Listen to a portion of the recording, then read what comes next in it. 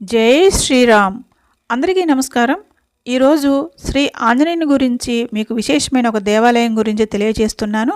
మనం ముఖ్యంగా దేవాలయాలకి గోపురాలు తప్పనిసరిగా ఉంటాయండి. కానీ ఈ స్వామివారికి గోపురం లేకుండానే దేవాలయం ఉంది. పూర్తి విశేషాలు మీకోసం తెలియజేస్తాను. మేము చీరాల నుంచి మా వాళ్ళం కొద్దిమంది కలిసి వెళ్ళామండి.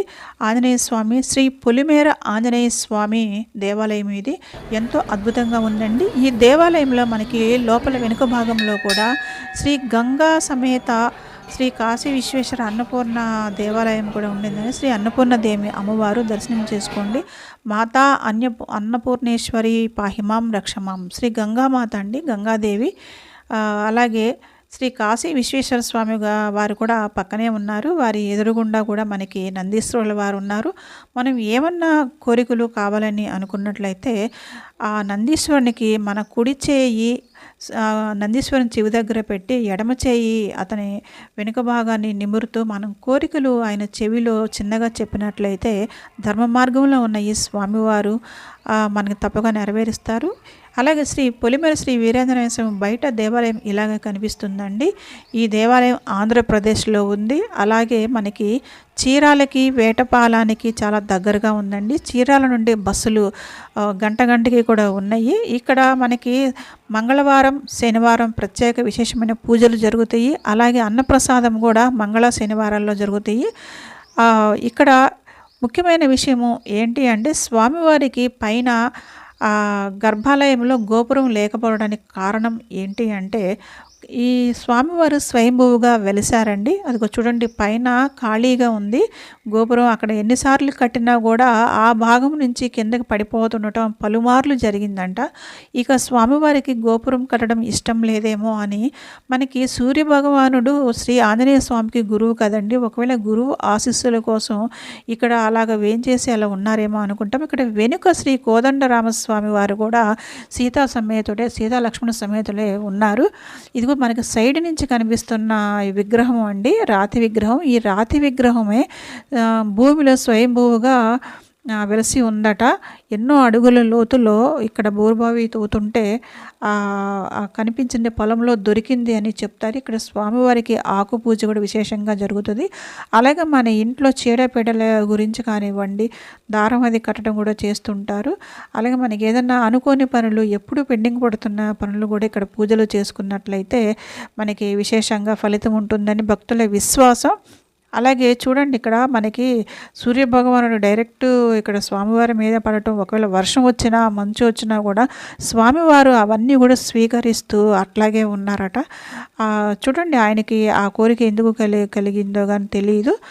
భక్తులు అయితే అక్కడ పూజారులు కానీ ఇదే చెప్తున్నారు. అలాగే ఇక్కడ మరొక విశేషం ఏంటి అంటే మనకు శ్రీ రామాయణాన్ని కూడా చక్కగా శిల్పాలతో చిత్రీకరించారండి. రంగురంగుల శిల్పాలు ఉన్నాయి. ఇక్కడ ప్రతి సన్నివేశం కూడా మనకి ఇక్కడ వివరించబడింది. మన పిల్లలతో వెళ్ళినప్పుడు కానివ్వండి, మనం కూడా ఒకసారి స్మరణ చేసుకునే విధంగా ఉంది. ఇక్కడ శ్రీరాములు పట్టాభిషేకం పైన అండి. అలాగే ఇక్కడ మనకి ధ్వజస్తంభం ఎదురు భక్తులు దీపాలు వెలిగించి వారి భక్తిని చాటుకుంటున్నారు.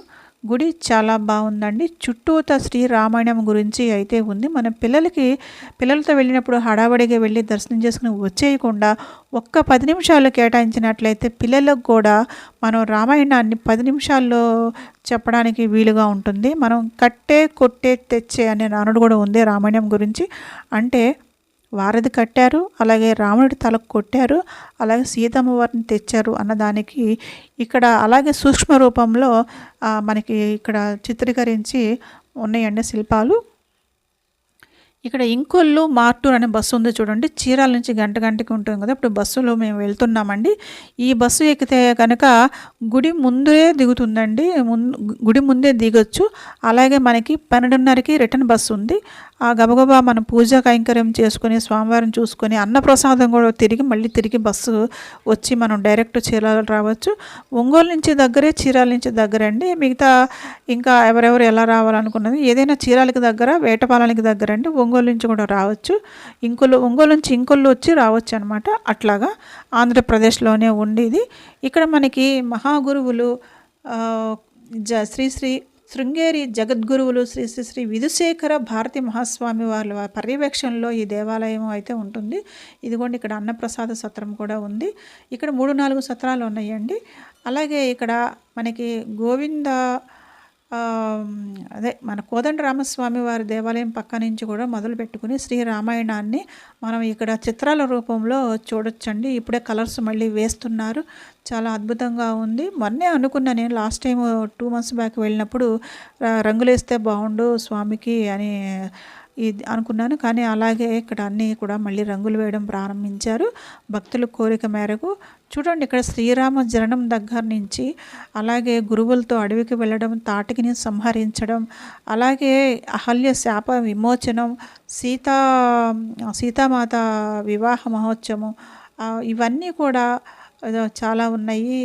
అలాగే మనకి రాముల వారు కూడా రావణ్ణి సంహరించి అమ్మవారిని పుష్పక విమానంలో తీసుకొచ్చి శ్రీరామ పట్టాభిషేకం అయితే జరిగింది. ప్రతి ఘట్టం కూడా ఇక్కడ హనుమంతుడు, రామలక్ష్మణుడు, వాలి సుగ్రీవుల యుద్ధం కానివ్వండి, ప్రతిదీ కూడా ఇక్కడ చిత్రీకరించారు.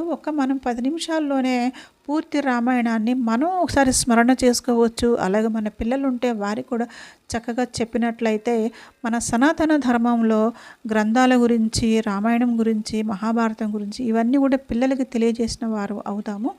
వారధి కట్టడం, అట్లాగే లంకకి వెళ్ళి లంకా దహనం చేయడం, ఇవన్నీ కూడా ప్రతి ఘట్టం కూడా ఇక్కడ చిత్రీకరించబడి ఉన్నాయండి.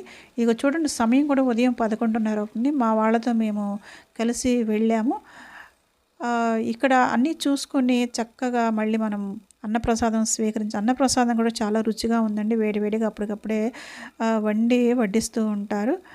స్వామివారికి కాకపోతే చూసి బాధ అనిపించింది. స్వామివారు ఎండలోనైనా వర్షంలోనైనా అట్లాగా ఉంటున్నారు అని. కానీ స్వామివారికి అది ఇష్టం కాబట్టి మనం కూడా భక్తితో ఆయనకి నమస్కరించి, ఇదిగో మా వాళ్ళండి, ఇక్కడ మా వాళ్ళంతా కూడా వచ్చి ఆ రోజు చాలా హాయిగా అనిపించింది. ఇలా కొద్దిమంది పెద్దవాళ్ళు, దూరాలు రాలేని వాళ్ళు ఇట్లా ఉంటారండి, బస్సులకి ప్రయాణం చేయలేని వాళ్ళు ఉంటారు.